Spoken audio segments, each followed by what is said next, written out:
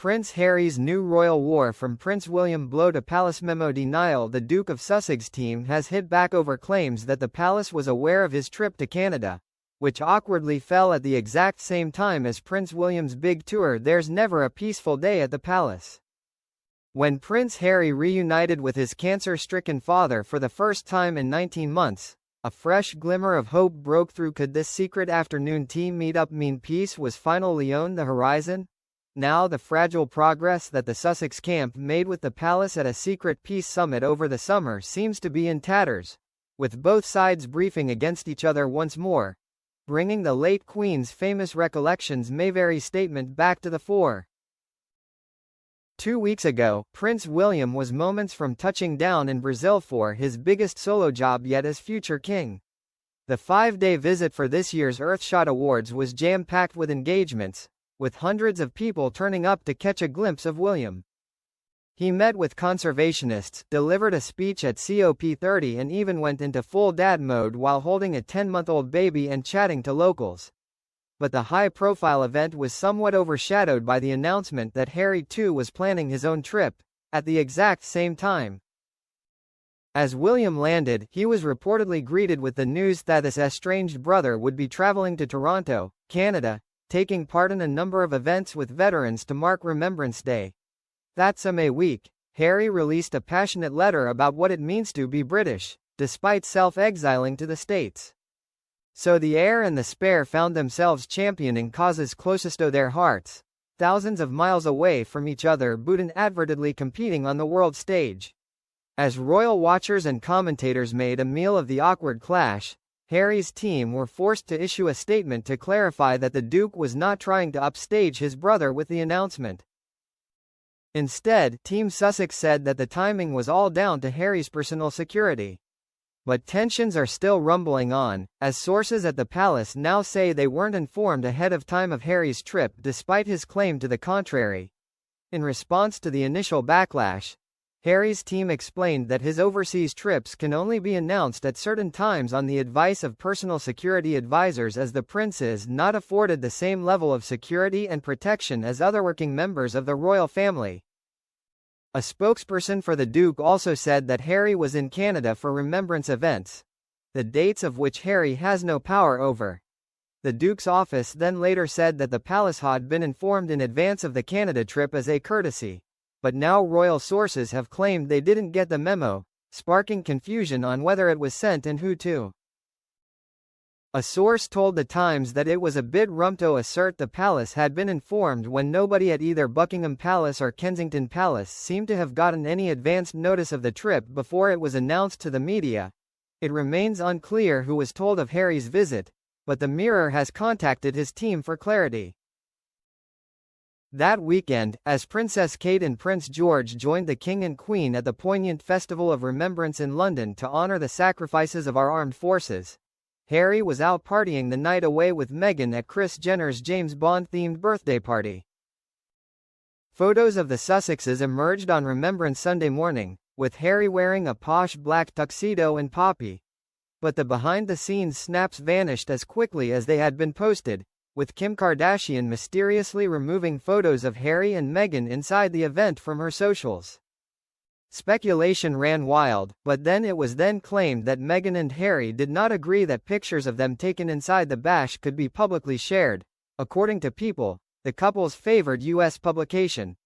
The magazine claimed the couple allegedly opted for no option on a photo consent form, which resulted in the images being removed from Kris and Kim's social media pages. However, a source close to the event has since refuted the claim, telling the Daily Mail there were no consent forms, leading to renewed confusion as to why the photos vanished. That same week, the Duke of Sussex raised eyebrows with an essay titled The Bond, the Banter, the Bravery, What It Means to Be British, by Prince Harry. Reflecting on remembrance and the war fallen in the letter, he also recalled how the banter of the mess, the clubhouse, the pub, the stands are the very things that make us British. But behind the romanticism, one communications specialist suggested that the essay contained several clues about his future plans. Judy James drew attention to one paragraph in particular written by Harry, which reads, Though currently, I may live in the United States, Britain is, and always will be, the country I proudly served and fought for. The banter of the mess, the clubhouse, the pub, the stands, ridiculous as it sounds, these are the things that make us British. I make no apology for it. I love it, she told the Mirror. Though currently, I may live in the United States, fascinating line though, both for its wording and its use of punctuation. Though I now live in the United States would be a statement of non-negotiable fact. But Harry adds currently and may to make it sound less fixed and solid. The use of the word currently sounds negotiable, appearing to hint at a return to the UK.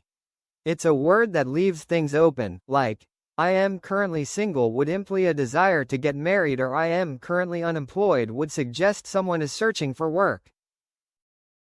Judy continued, it sounds like a teaser in terms of our return to the UK.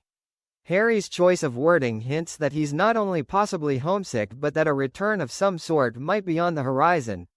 Meanwhile, royal expert Jenny Bond says William's new candid approach to interviews helps him seem a lot more relatable.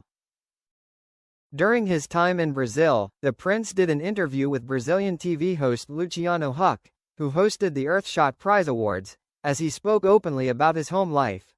William discussed how he and Princess Kate are stuck in a difficult position as they contemplate letting their eldest child, Prince George, have a mobile phone, while also opening up about how he and Kate decided to be open and honest with their 3 children about their mother's cancer battle last year.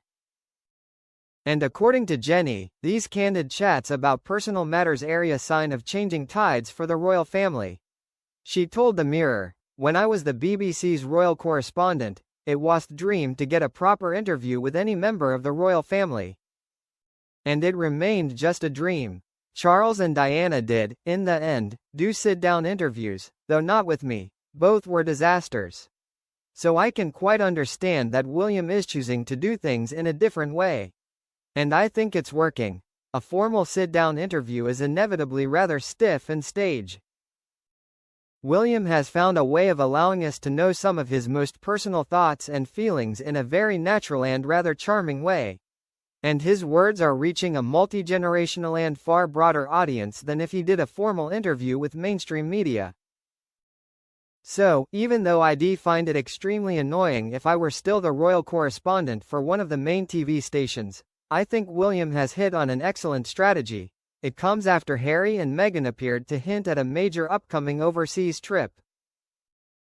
The Duke and Duchess seemingly revealed their potential travel plans to celebrity astrologer Angela Pearl, who they met in New York City at an event, as they shared they are looking to visit Australia again soon. In a letter written on October 24, a letter apparently written by the couple to Ms. Pearl read, "We want to thank you for joining us. Your energy and insight were such a welcome addition. On a separate note, we hope your family in Ukraine remains safe, and we look forward to staying in touch, especially as we look to visit Australia again." The celebrity astrologer hails from Ukraine, but has long resided in Australia's Gold Coast in the state of Queensland. While the trip down under has not been officially confirmed, rumors have started to swirl that Harry and Meghan will travel to Australia, where they went on their first royal tour as a married couple in 2018. The trip 7 years ago coincided with the announcement that Meghan was pregnant with their first child, Archie.